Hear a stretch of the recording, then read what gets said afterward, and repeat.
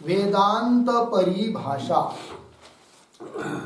वेदांत परिभाषा ग्रंथ में पेज नंबर है 113। 113 पर देखिए, न च यत्र व्याप्ति स्मरणात् अनुमिति तत्र कथम संस्कार हेतु इति वाच्यम। ठीक है, तो पूर्व पक्षी शंका कर रहा है।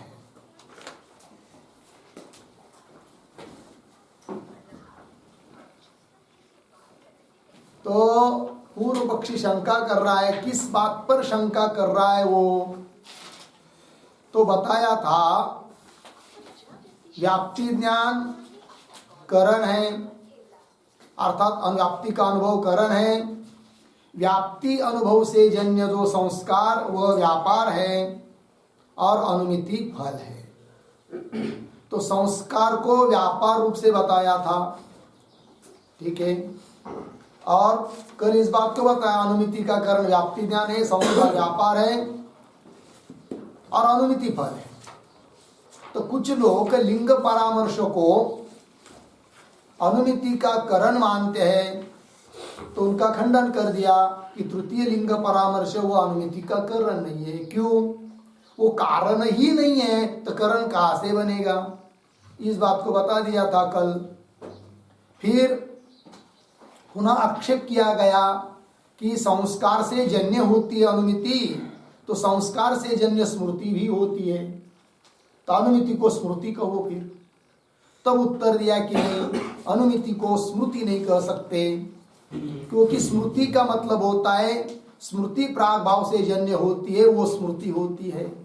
क्यों? वहां केवल संस्कार मात्र से जन्य जो होती है वो स्मृति होती है। स्मृति का प्रयोजक इन दोनों में से एक है, कोई है, या दोनों में से ये भी है, कोई किसी के मत में वो भी है। कौन? स्मृति प्राग भाव जन्यत्व। स्मृति प्राग भाव जन्या स्मृति ही, क्यों? संस्कार मात्र जन्यम ज्ञानम स्मृति ही। उस प्रकार अनुमिति में नहीं है, क्योंकि अनुमिति स्मृति के प्राग भाव से उत्पन्न नहीं होती है।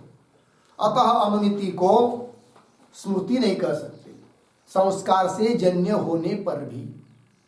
दूसरी बात, केवल संस्कार से जन्य नहीं है अनुमिति, पक्ष धर्मता ज्ञान आदि से भी जन्य है।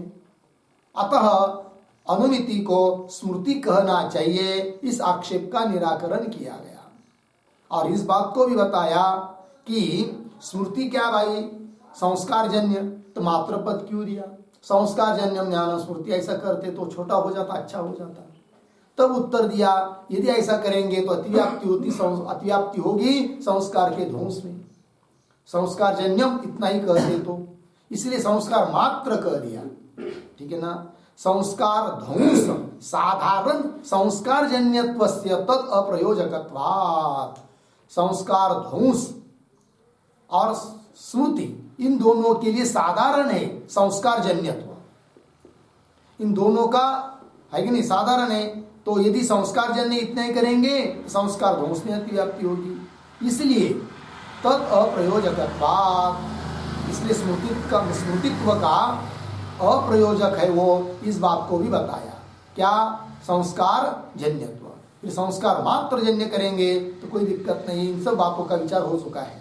अब आगे चलिए, न च यत्र व्याप्ति स्मरणात् अनुमिति। मिला पंक्ति? इस पंक्ति के पूर्व में अवतरणिका के रूप में एक वाक्य लिखते हैं, ननु यत्र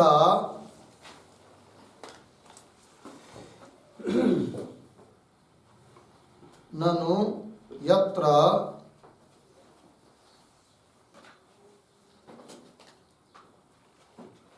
पक्ष धर्मता ज्ञानात्, पक्ष धर्मता ज्ञानात् व्याप्ति स्मरणात् च अनुमिति। व्याप्ति स्मरणात् च अनुमिति। अर्धविराम। तत्र व्याप्ति संस्कारः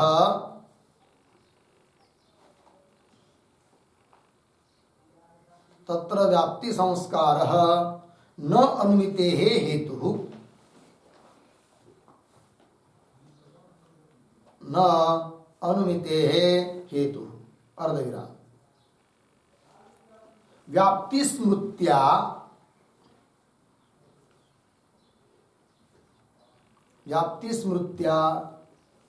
तत्संस्कारस्य नाशात्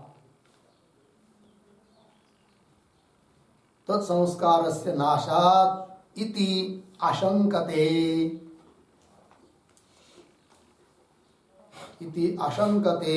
न च इति।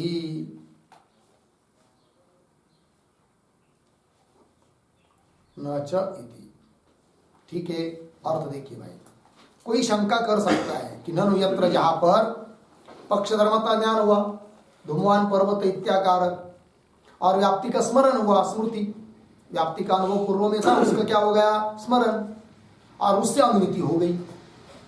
ऐसे स्थल पर तत्र व्याप्ति संस्कार न अनुमिते हेतु, व्याप्ति संस्कार वहां पर अनुमिति का हेतु नहीं होगा, है कि नहीं? तो नहीं होगा तो हे सिद्धांती, आपने जो पूर्व में कहा कि व्याप्ति का संस्कार व्यापार है, उसमें कारणता सिद्ध नहीं होगी फिर, क्योंकि जहां पर पक्ष धर्मता ज्ञान और व्याप्ति के स्मरण से अनुमिति हो जाती, वहां पर व्याप्ति संस्कार न अनुमिति हेतु। क्यों कि व्याप्ति का स्मरण हुआ तो स्मृति से क्या होता है, पूर्व संस्कार का नाश होता है। दो मत चलते इस पर। कुछ लोग कहते एक बार अनुभव हुआ, अनुभव से संस्कार उत्पन्न हुआ, संस्कार से कभी कालांतर में संस्कार उद्बुद्ध होते हैं, उद्बोधक के अनेक कारण होते हैं, तो किसी कारण से संस्कार उद्बुद्ध हुए तो स्मृति होती है, और वो स्मृति हुई तो वो स्मृति क्या करती है, पीछे के संस्कार का नाश कर देती है, आगे नया संस्कार को उत्पन्न करती है। एक मत। कुछ लोग कहते हैं कि नहीं, अनुभव से एक बार संस्कार उत्पन्न हुए, उसके बाद भली स्मृति हुई तो भी उस स्मृति से पूर्व के संस्कार नष्ट नहीं होते, अपितु पूर्व के संस्कार और दृढ़ होते हैं, ऐसा कहना है। तो जो लोग व्याप्ति स्मृति, कोई भी स्मृति होने से उस स्मृति के जनक संस्कार का नाश मानते हैं, ऐसे मानने वाले की ये शंका है कि वो कहता है कि जहां पर जिस स्थल में पक्ष धर्मता ज्ञान हुआ, पक्ष धर्मता ज्ञान का आकार क्या, धूमवान पर्वत, और व्याप्ति का स्मरण हुआ, तो उस व्याप्ति का स्मरण हो जाने से पूर्व के संस्कार जो कि व्याप्ति के अनुभव से उत्पन्न हुए थे वो नष्ट हो जाते हैं। फिर व्याप्ति के संस्कार रहे ही नहीं है, केवल दो चीज है, पक्ष धर्मता ज्ञान, व्याप्ति का स्मरण, और उससे अनुमिति हो गई। तो ऐसे अनुमिति के लिए व्याप्ति का संस्कार कारण नहीं बन रहा है।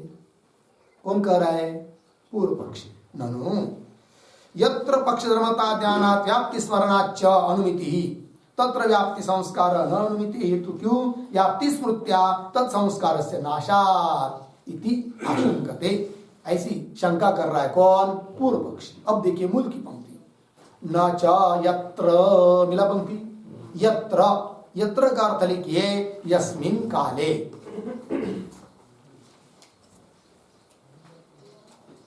यत्र मतलब यस्मिन् काले। आगे व्याप्ति स्मरणात् अनुमिति, व्याप्ति का स्मरण हुआ, अनुमिति हो जाएगी। तत्र, तत्र नाम तस्मिन् काले, तत्र का मतलब है तस्मिन् काले। आगे कथम संस्कार हेतु इति वाच्यम न च वाच्यम, वाक्य के आरंभ का न वाच्यम के साथ अन्वय उसका होता है। तो कथम हेतु, ये जो पद है ना, कथम हेतु का अर्थ है न हेतु इत्यर्थ, वहां पर संस्कार कारण नहीं बनेगा, ऐसा बोल रहा है कौन, पूर्व पक्षी। बात समझ में आई। कथम संस्कार हेतु, हेतु इसके ऊपर लिखिए एक वाक्य, अनुमिते पूर्वम,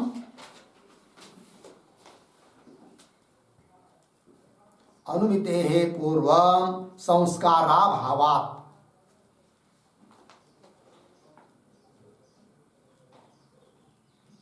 संस्काराभावात् अर्धविराम, व्याप्ति स्मृत्या तन्नाशात्, व्याप्ति स्मृत्या तन्नाशात् अर्धविराम, विद्यमानस्य एव हेतुत्वात्, विद्यमानस्य एव हेतुत्वात् इति भाव। ये पूर्व पक्षी के शंका करने का अभिप्राय है। भाव क्यों शंका हो रही है उसको?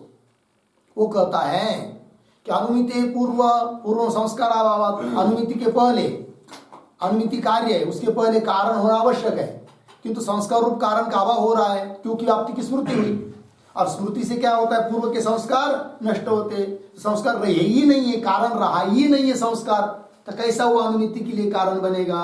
अर्थात नहीं बनेगा।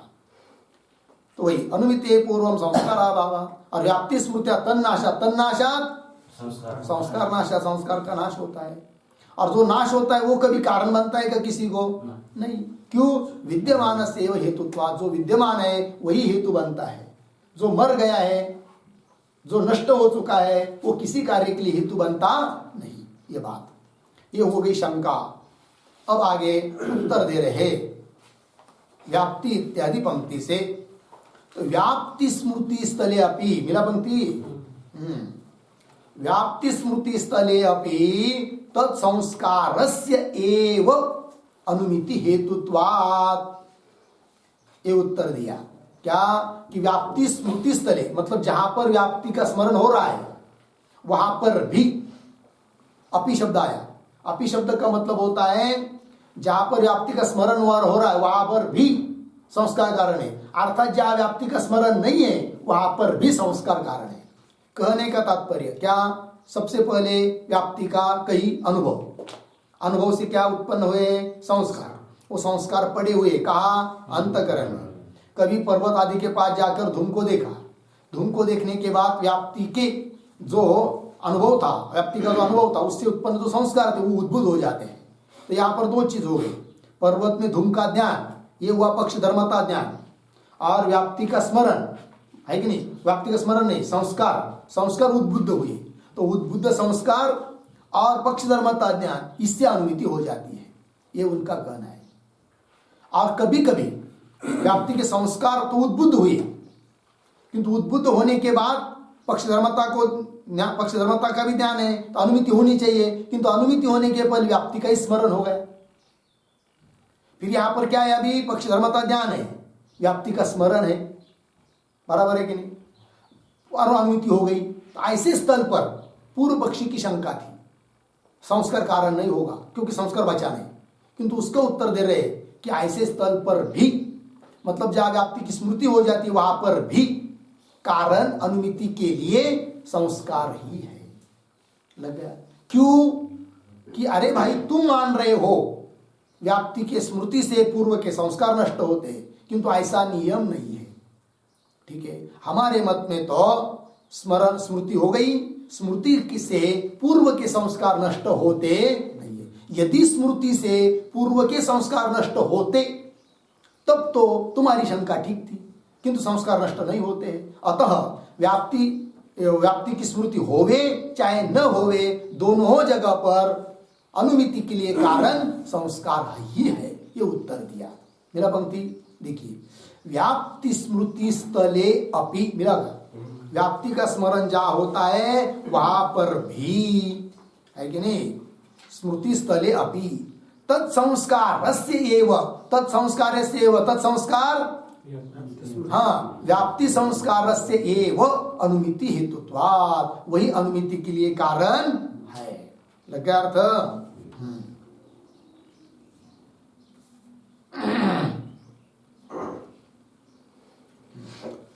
तो यहां पर अपि शब्द आया भाई, अपि शब्द के ऊपर एक लिखिए,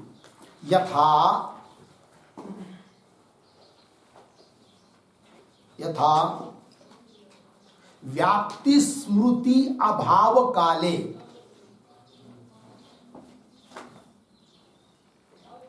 व्याप्ति स्मृति अभाव काले उद्बुद्धस्य एव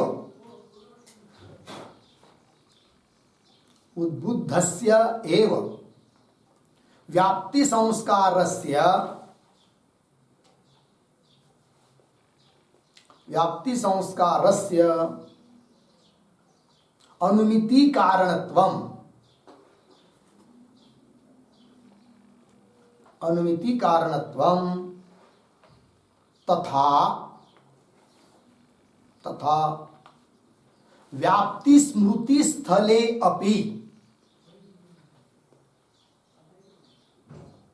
व्याप्ति स्मृति स्थले अपि व्याप्ति संस्कारस्य, व्याप्ति संस्कारस्य अनुमिति कारणत्वम, अनुमिति कारणत्वम।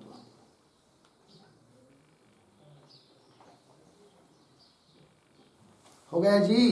देखो क्या अर्थ निकला कि अपि शब्द बता रहा है कि जिस प्रकार जहां यथा व्याप्ति स्मृति अभाव काले, व्याप्ति स्मृति जहां पर नहीं है वहां पर जैसे उद्बुद्ध संस्कार अनुमिति के लिए कारण है, व्याप्ति के संस्कार उद्बुद्ध संस्कार अनुमिति के लिए कारण है, उसी प्रकार जहां पर व्याप्ति की स्मृति हो जाती है वहां पर भी कारण है कौन? व्याप्ति के संस्कार, क्योंकि व्याप्ति के संस्कार नष्ट होते नहीं है, व्याप्ति की स्मृति से संस्कार नष्ट होते नहीं है कि नहीं?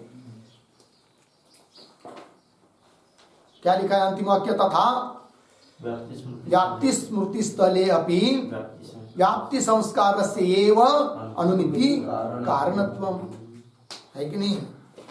आगे एक वाक्य लिखिए, यतो ही व्याप्ति स्मृति काले, व्याप्ति स्मृति काले संस्कारस्य विद्यमानत्वात्,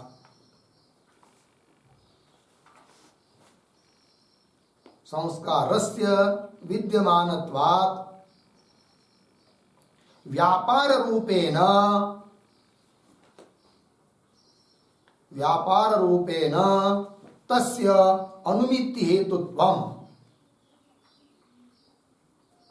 तस्य अनुमिति हेतुत्वम् युक्तम एव,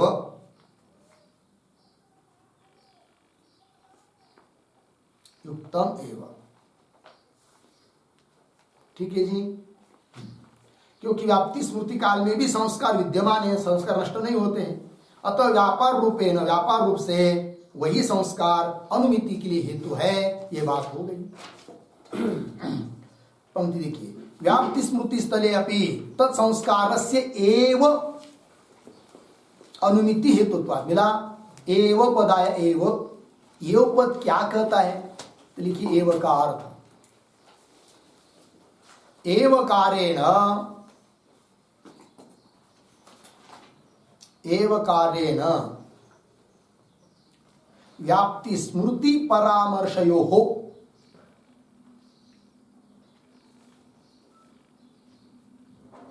व्याप्ति स्मृति परामर्शयोः व्यवच्छेदः,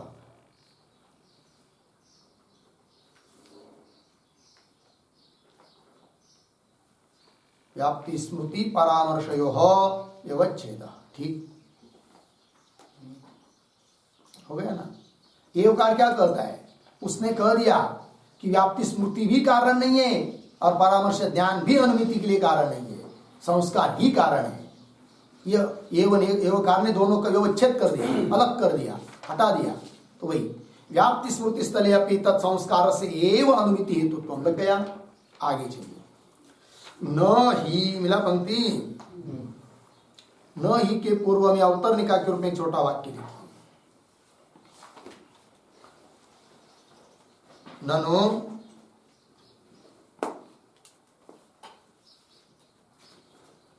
व्याप्ति संस्कारस्य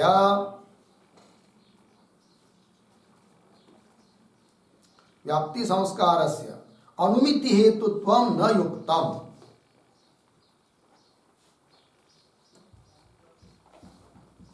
अनुमिति हेतुत्वं न युक्तम्, अर्धविराम, व्याप्ति स्मृत्या,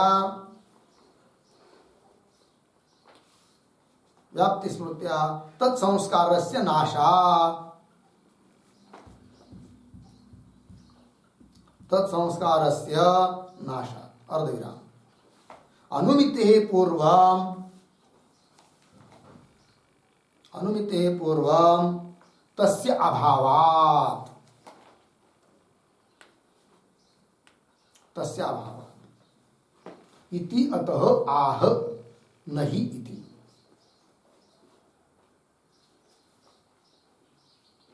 नहीं इति तो पूर्व पक्षी समझ लीजिए, कोई शंका करेगा भाई क्या कि नो व्याप्ति संस्कार से अनुमिति हेतुत्व न युक्तम, व्याप्ति संस्कार को अनुमिति के लिए कारण मानना युक्त नहीं है। क्यों? व्याप्ति स्मृत्या तत्संस्कार से नाशा, व्याप्ति की स्मृति से उसके संस्कार नष्ट हो जाते और अनुमिति के पूर्व में संस्कार है ही नहीं है, ऐसा पूर्व पक्षी कहेगा। उसको उत्तर दे रहे नहीं। पंक्ति देखिए, न ही स्मृते संस्कार नाशकत्व नियमः, ही स्मृते संस्कार नाशकत्व नियमः न, मतलब स्मृति से संस्कार नष्ट होते हैं ऐसा नियम नहीं है कि नहीं? क्यों हेतु दे रहे? स्मृति धारा दर्शनात्। क्या हेतु दिया? स्मृति की धारा दिखाई दे रही है। यदि संस्कार नष्ट हो जाते तो एक स्मृति हुई तो उससे तो अनुभवजन्य संस्कार नष्ट हुए, फिर संस्कार रहे ही नहीं तो पुनः स्मृति नहीं होनी चाहिए, किंतु पुनः स्मृति होती है, पुनः स्मृति होती है, पुनः उसी चीज की स्मृति बार बार होती रहती है कालांत उस काल में, तो वो पुनः स्मृति डबल स्मृति होनी नहीं चाहिए। कब? जब संस्कार का नाश मानेंगे तब। किंतु स्मृति की धारा देखने को मिल रही है। स्मृति की धारा मतलब क्या? आज स्मृति हुई, हो सकता है पुनः 4 दिन के बाद पुनः स्मृति हो जाए, तो वो कैसे हो रही फिर? इसका मतलब संस्कार रहता ही है, वो नष्ट होता नहीं है। और संस्कार अनुभव से उत्पन्न होते हैं, स्मृति से पुनः संस्कार नहीं उत्पन्न हो सकते। एक बार स्मृति हुई, पीछे के संस्कार नष्ट हुए, उस स्मृति से और नए संस्कार ऐसा नहीं होगा, क्योंकि अनुभव से उत्पन्न होते हैं कौन? संस्कार, स्मृति से थोड़ी उत्पन्न होते हैं। अतः स्मृति से पूर्व के संस्कार नष्ट होते हैं, ये कहना ठीक नहीं है। क्यों? स्मृति धारा दर्शनात्, ये हेतु दिया। तो स्मृति धारा दर्शनात् ये पद आया है, तो स्मृति धारा क्या चीज है? तो उस पर लिखते एक वाक्य, यदि प्रथम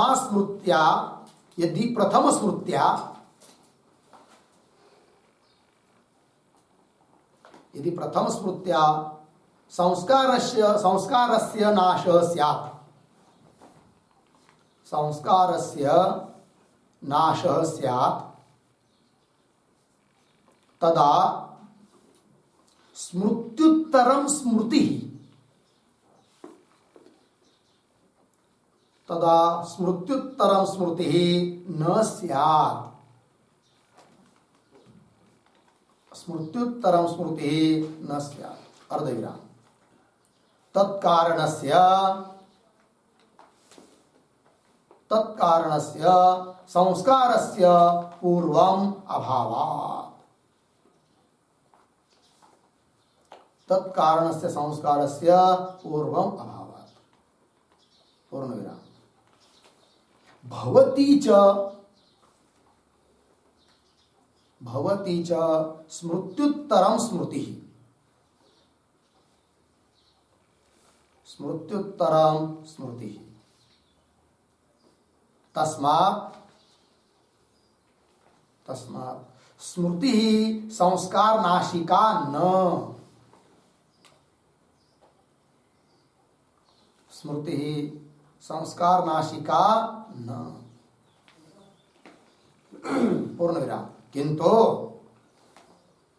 कालनाश्यत्वं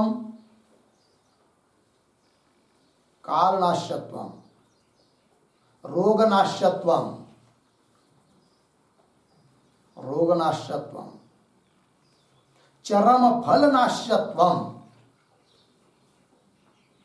चरमफलनाश्यत्वं वा कल्पनीयम् इति भावः।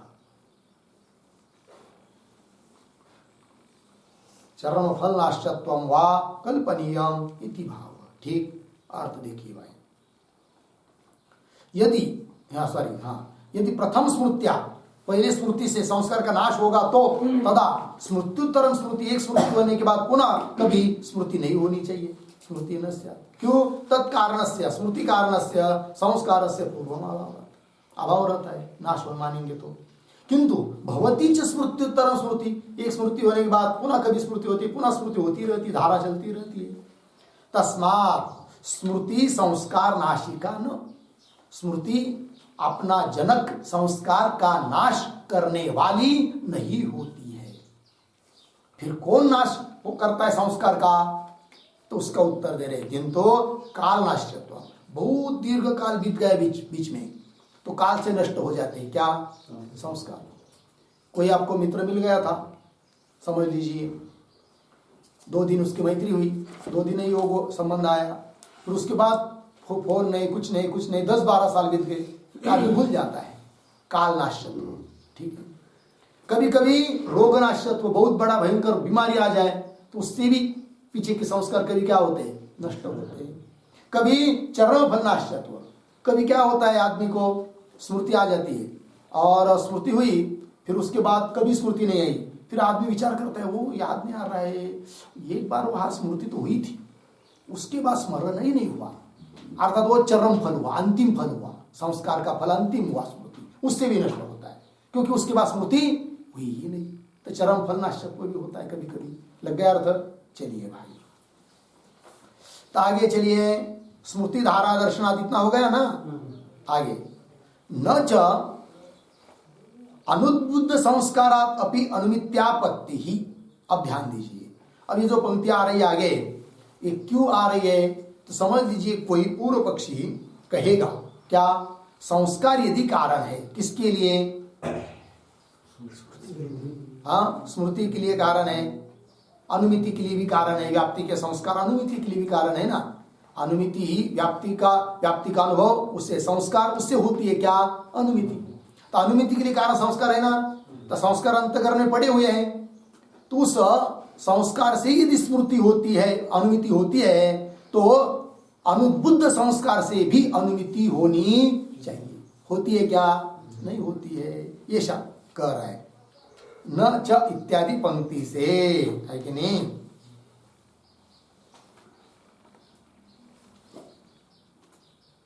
तो ये जो पंक्ति आई है न च अनुद्बुद्ध इत्यादि, उसके पूर्व में एक वाक्य लिखेंगे, ननु यस्य पक्ष धर्मता ज्ञानोत्तरम,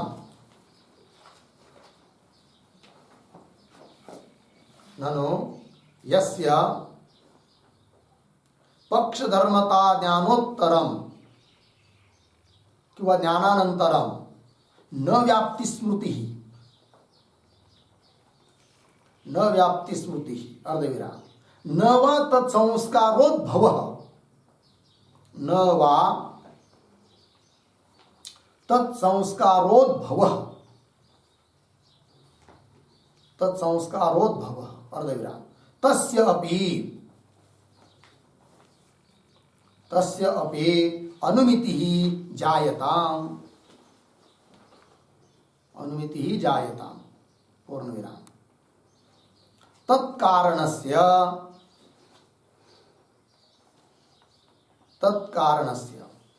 व्याप्ति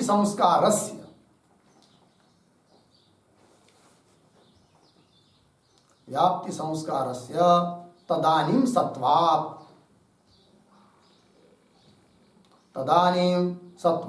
इति आशंक्य निराकरोति, इति आशंक्य निराकरोति न च इति। ठीक है, देखो यार, ननु यस्य पक्ष धर्मता ज्ञानोत्तर, पक्ष धर्मता ज्ञान हुआ धूमवान पर्वतः, फिर व्याप्ति की स्मृति नहीं हुई और संस्कार उद्बुद्ध भी नहीं हुए, किंतु उसके अंतर्गत में संस्कार पड़े हुए हैं, तो उस अनुद्बुद्ध संस्कार वाले पुरुष को भी अनुमिति उत्पन्न होना चाहिए। पूर्व पक्ष शंका कर रहा है, क्योंकि संस्कार कारण मान रहे हो, तो पक्ष धर्मता ज्ञान हुआ, संस्कार पड़े हुए हैं, तो उससे भी स्मृति होना चाहिए, संस्कार उद्बुद्ध नहीं हुए तो भी। तब उत्तर दे रहे उसका मूल पंक्ति में, न च अनुद्बुद्ध संस्कारात अपि अनुमिति आपत्ति, अनुद्बुद्ध संस्कारात अपि अनुमित्यापत्ति न, लगा कि नहीं? अनुद्बुद्ध संस्कार से भी अनुमिति की आपत्ति अर्थात प्राप्ति अनुमिति होनी चाहिए, ऐसा नहीं ना। क्यों? आगे तद उद्बोधस्य अपि सहकारित्वात्। संस्कार कारण है किंतु केवल संस्कार कारण नहीं है अनुमिति के लिए। फिर कैसे संस्कार कारण है? उद्बुद्ध संस्कार। कैसे संस्कार? उद्बुद्ध संस्कार कारण है। बोलेंगे उद्बुद्ध और अनुद्बुद्ध ये क्या चीज है भाई? तो अनुद्बुद्ध शब्द का अर्थ लिखिए। अनुद्बुद्ध आया ना अभी, न अनुद्बुद्ध मतलब अनभिव्यक्त। अनभिव्यक्त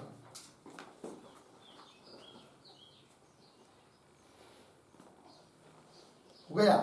फिर उद्बुद्ध शब्द का अर्थ लिखिए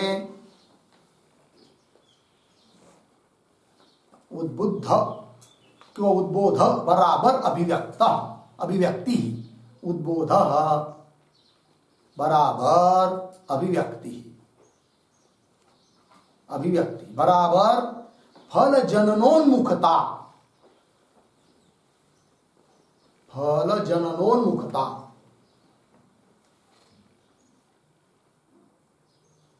फल जननोन्मुखता, ठीक है जी। चलो भाई, उद्बोध मतलब अभिव्यक्ति, अभिव्यक्त संस्कार अर्थात फल देने के लिए जो उन्मुख है, तत्पर है, ऐसे संस्कार सहकारी कारण है अनुमिति की उत्पत्ति के लिए। अनुद्बुद्ध संस्कार अनुमिति के लिए कारण वही दिया। तद उद्बोधस्यापि सहकारित्वात्। लग गया? आगे चलिए। एवं च धूमवान इति पक्षधर्मता ज्ञानेन। मिला पंक्ति? हाँ। एवं च, एवं मतलब क्या भाई? एवं शब्द का अर्थ लिखिए। एवं बराबर, एवं च बराबर अनुमितौ, अनुमितौ परामर्शस्य कारणत्वे निराकृते।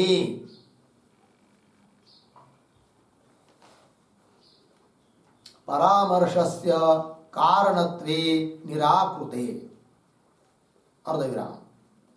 उद्बुद्ध संस्कारस्य, उद्बुद्ध संस्कारस्य कारणत्वे सिद्धे च।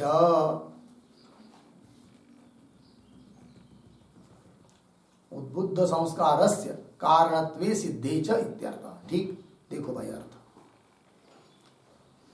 एवं च मतलब परामर्श अनुमिति के लिए कारण नहीं है और उद्भुत संस्कार ही अनुमिति के लिए कारण है, ऐसा सिद्ध कर दिया अभी तक। ऐसा सिद्ध करने पर क्या हुआ फिर? एवं च अयम धूमवान इति पक्षधर्मता ज्ञानेन। अयम धूमवान ये ज्ञान है। कौन सा ज्ञान है?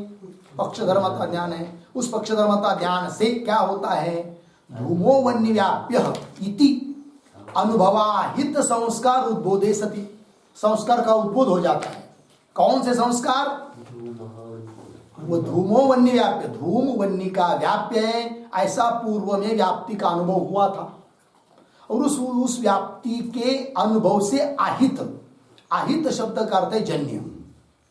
अनुभवाहित मतलब अनुभव जनित, अनुभव जन्य। मिला है कि नहीं? तो धूमो वन्य व्याप्य इति अनुभवाहित, अनुभव से जन्य जो उद्भूत, जो संस्कार उद्बोधे सती, अनुभव से उत्पन्न ऐसे संस्कार, वो संस्कार उद्बुद्ध होने पर मतलब दो चीज हुई। सबसे वैसा क्रम देखा जाए तो सबसे पहले मानसादिकों में व्याप्ति का ग्रह, फिर व्याप्ति का आग्रह मतलब व्याप्ति का अनुभव, उसके बाद संस्कार, फिर कभी पर्वत आदि के पास गया, फिर धूम पर, पर्वत पर धूम देखा अर्थात पक्ष धर्मता ज्ञान हुआ, फिर उससे व्याप्ति अनुभव से जन्य जो संस्कार अंतःकरण में पड़े वो उद्बुद्ध हुए। तो दो चीज हो गई, पक्ष धर्मता ज्ञान, व्याप्ति के संस्कार जागृत हुए, उससे हो जाती है क्या? अनुमिति। बीच में परामर्श मानते नहीं है ये कहना। जो जबकि नैयायिक लोग पक्ष धर्मता का ज्ञान, उस संस्कार का उद्बोध, उसके बाद एक और ज्ञान मानते हैं। कौन सा? पक्ष धर्मता ज्ञान, फिर होती है क्या? अनुमिति। ऐसा नैयायिक कहते हैं किंतु वेदांत मत में ऐसा वो कह रहे। तो हाँ, एवं च अयम धूमवानिति पक्ष धर्मता ज्ञानेन धूमो वन्य व्याप्य इति अनुभवाहित संस्कार उद्बोधे सती, ऐसा संस्कार जागृत होने पर वन्यमान इति अनुमिति भवति। पर्वतो वन्यमान, पर्वत वन्य वाला है, ऐसी अनुमिति उत्पन्न हो जाती है। लगा? न तु मध्ये, अब बीच में किसी की जरूरत नहीं है, किसकी जरूरत नहीं है भाई, तो उस बात को कह रहे हैं। न जैसे नहीं एक परामर्श को बीच में मानते हैं ना, वैसा परामर्श यहां मानते नहीं है, तो वही लिख रहे हैं। न तु मध्ये व्याप्ति स्मरणम तज्जन्य वन्य व्याप्य धूमवान इत्यादि विशेषण विशिष्टम ज्ञानम वा हेतुत्वेन कल्पनीयम। क्यों? गौरवात माना भावाच्च। ठीक है, तो कैसा? न तु मध्ये हेतुत्वेन कल्पनीयम, बीच में हेतु रूप से कल्पना करने की जरूरत नहीं। किस किस चीज की? तो दो चीज बीच में बताइए। व्याप्ति स्मरण एक, मतलब इन दोनों के बीच में व्याप्ति का स्मरण मानने की जरूरत नहीं। किन दोनों के बीच में? तो यहां पर आया न तु मध्ये, मध्य पद आया, तो मध्य पद का अर्थ देखिए। मध्य बराबर पक्ष धर्मता ज्ञान अनुमित्यो हो अंतरा।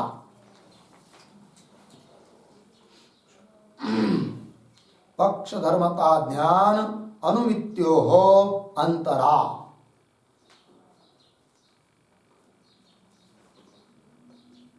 ठीक है, अनुमित्यो हो अंतरा। तो देखो भाई, पक्ष धर्मता ज्ञान और अनुमिति है कि नहीं, इन दोनों के बीच में न व्याप्ति का स्मरण है न परामर्श है, ये कहना। तो मध्य व्याप्ति स्मरणम मिला कि नहीं? व्याप्ति का स्मरण, स्मृति व्याप्ति के संस्कार कारण है, स्मरण कारण नहीं है, ये मैं कहना। व्याप्ति स्मरणम है कि नहीं जी?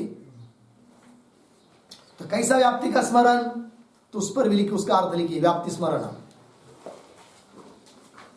धूमो वन्य व्याप्य इत्याकारकम स्मरणम।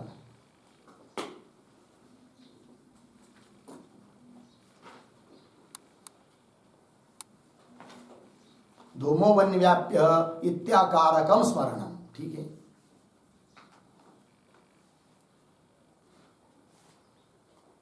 धूम वन्य का व्याप्य इत्याकारक स्मरण, स्मरण भी बीच में नहीं है।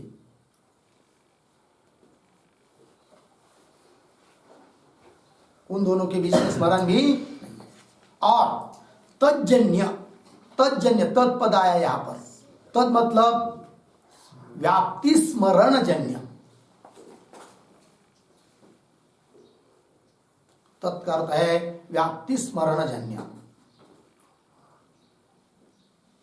अब देखो भाई अर्थ,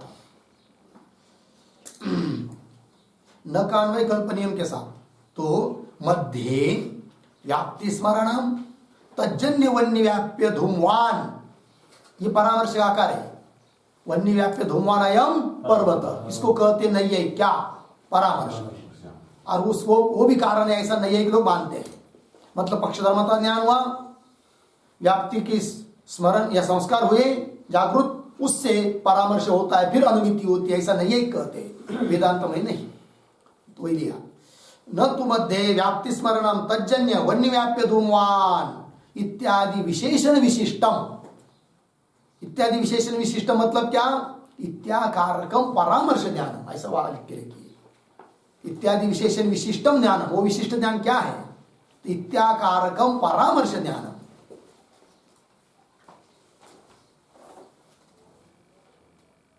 इत्याकारकम परामर्श ज्ञानम वा, हो गया। परामर्श ज्ञानम वा। आगे, हेतुत्वेन कल्पनीय न कल्पनीय, हेतु रूप से माने नहीं है। कौन कौन? अनुमिति के लिए कारण नहीं माने हैं। कौन कौन? व्याप्ति का स्मरण और परामर्श ज्ञान, ये कारण नहीं है। कारण कौन है? केवल पक्ष धर्मता ज्ञान और उद्बुद्ध संस्कार, ये कारण है। किसके लिए? अनुमिति के लिए। अनुमिति के लिए कारण कौन? पक्ष धर्मता ज्ञान, उद्बुद्ध संस्कार। और अनुमिति के लिए कौन कारण नहीं? व्याप्ति का स्मरण और परामर्श ज्ञान, ये कारण नहीं, ये कहना। ज्ञानम वा हेतुत्वेन कल्पनीय न कल्पनीय। क्यों? गौरवात माना भावाच्च, गौरव दोष होगा और प्रमाण भी नहीं इसके लिए। लग गया अर्थ? गौरवात। तो गौरवत के ऊपर एक वाक्य लिखिए, पक्ष धर्मता ज्ञान उद्बुद्ध संस्काराभ्याम, पक्ष धर्मता ज्ञान उद्बुद्ध संस्काराभ्याम, उद्बुद्ध संस्काराभ्याम अनुमिति उपपत्तौ, अनुमिति उपपत्तौ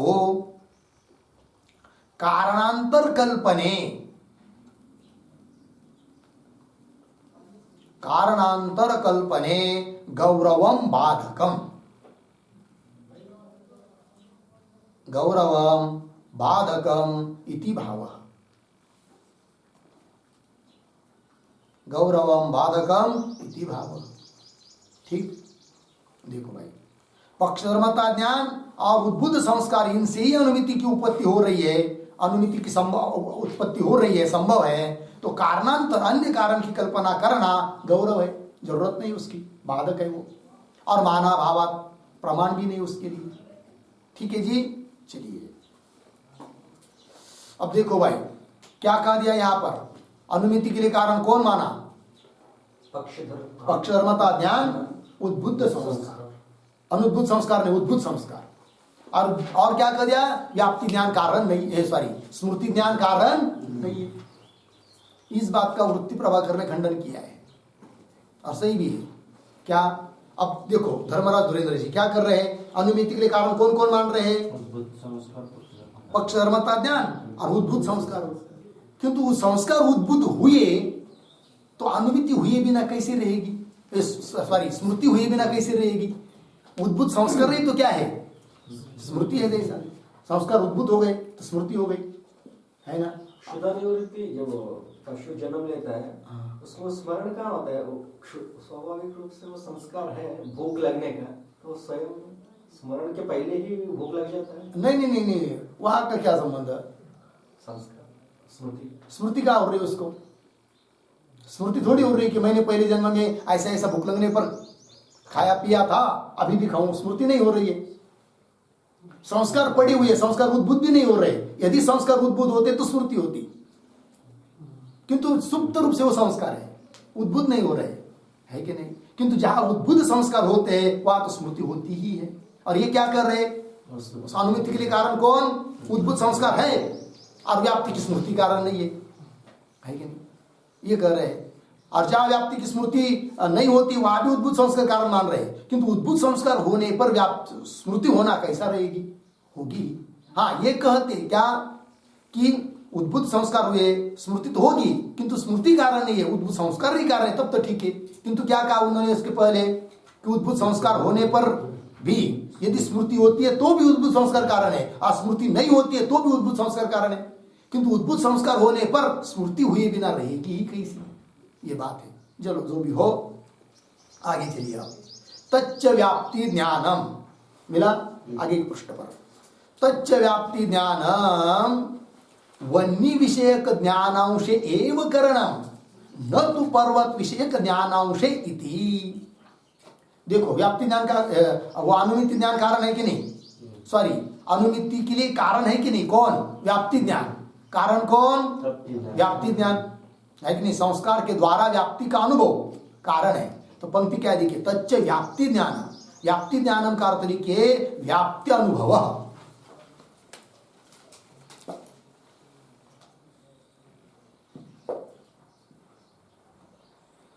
व्याप्ति ज्ञान मतलब व्याप्ति अनुभव। तो संस्कार द्वारा व्याप्ति का अनुभव अनुमिति के लिए कारण है, बराबर। किंतु जो अनुमिति होती है पर्वतो वन्यमान, इसमें दो अंश, पर्वत वन्य, तो वन्य विषय ज्ञान के लिए ही व्याप्ति ज्ञान कारण है, पर्वत विषय ज्ञान के लिए व्याप्ति ज्ञान कारण नहीं है। क्योंकि पर्वत विषय ज्ञान के लिए कारण है कौन, प्रत्यक्ष प्रमाण, प्रत्यक्ष प्रमाण से पर्वत का ज्ञान हो रहा है, ये कहना। तच्च व्याप्ति ज्ञानम वन्य विषयक ज्ञानांशे, मिला पंक्ति, वन्य विषयक जो ज्ञान मतलब साध्य विषयक जो ज्ञान, उस अंशे एव कारणम, कौन, व्याप्ति ज्ञानम कारण। किस अंश में, वन्य विषयक ज्ञानांश में, अर्थात साध्य विषयक ज्ञानांश में कारण है, न तो पर्वत विषयक ज्ञानांश है।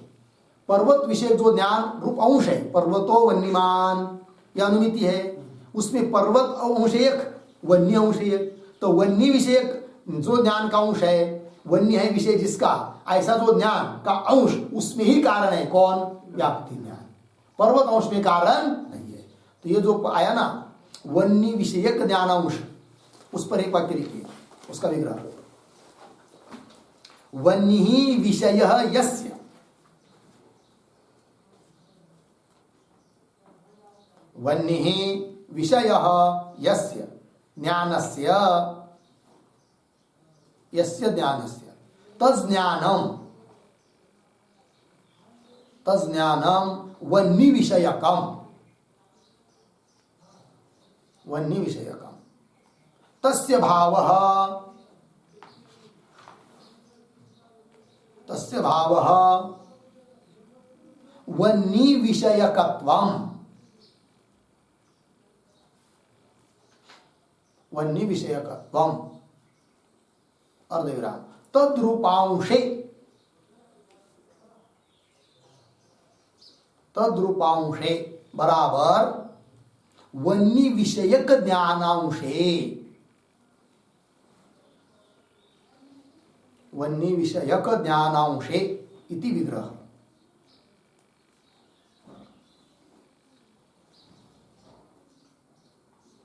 इति विग्रह, ठीक है जी। अर्थ देखिए भाई, वन्य ही विषय यस्य ज्ञानस्य, वन्य है विषय जिस ज्ञान का, तस् ज्ञान, उस ज्ञान को कहेंगे वन्य विषयक ज्ञान। तस्य भाव, उसका भाव वन्य विषयकत्व। तद्रूपांशे मतलब वन्य विषयक ज्ञानांशे एव करणम, ठीक है जी। मिल गया पंक्ति। तो करण कौन है? व्याप्ति ज्ञान। व्यापार कौन? संस्कार। और फल क्या? अनुमिति। अनुमिति क्या है? फल। व्यापार कौन? संस्कार। और करण कौन? व्याप्ति ज्ञान, व्याप्ति अनुभव। ठीक, पंक्ति देखिए पुनः। तच्च व्याप्ति ज्ञान मतलब व्याप्ति का अनुभव, वन्य विषय ज्ञानांश एवं करणम, करण है। और न तो पर्वत विषय ज्ञानांश इति, इति पर्वतो वन्यमान इति ज्ञानस्य, इति ज्ञानस्य वन्यांश एवं अनुमितित्वम, वन्य अंश में ही अनुमितित्व है, न पर्वतादि अंश। पर्वत अंश में अनुमितित्व नहीं है। फिर पर्वत अंश में क्या है? प्रत्यक्षत्व है। और अनुमिति वन्य अंश में अनुमितित्व। वन्य अंश एवं अनुमितित्व न पर्वतादि अंश। क्यों? तद अंशे प्रत्यक्षत्व से उपादितत्वात्। तद अंशे, तद अंशे, हाँ, तो तद अंशे का अर्थ लिखिए सन्निकृष्ट पक्ष का अंश।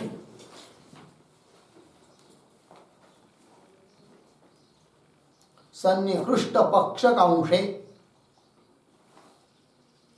पर्वताद्य अंश, पर्वताद्य अंश, ठीक है। तो जहां पर जिस अनुमिति में पक्ष सन्निकृष्ट है, इंद्रिय सन्निकृष्ट है, वहां पर की बात है। और कई कई अनुमिति ऐसी भी होती है क्या कि वहां पक्ष भी इंद्रिय सन्निकृष्ट नहीं होता है, न पक्ष न साध्य।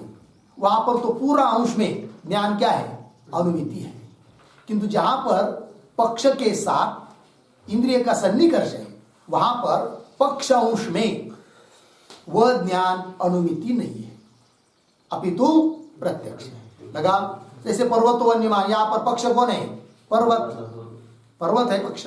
और वह क्या है? इंद्रिय सन्निकृष्ट है, इंद्रिय के साथ संबंध है उसका, अतः वहां पर प्रत्यक्षत्व है, अनुमितित्व नहीं है। हो गया ना इतना?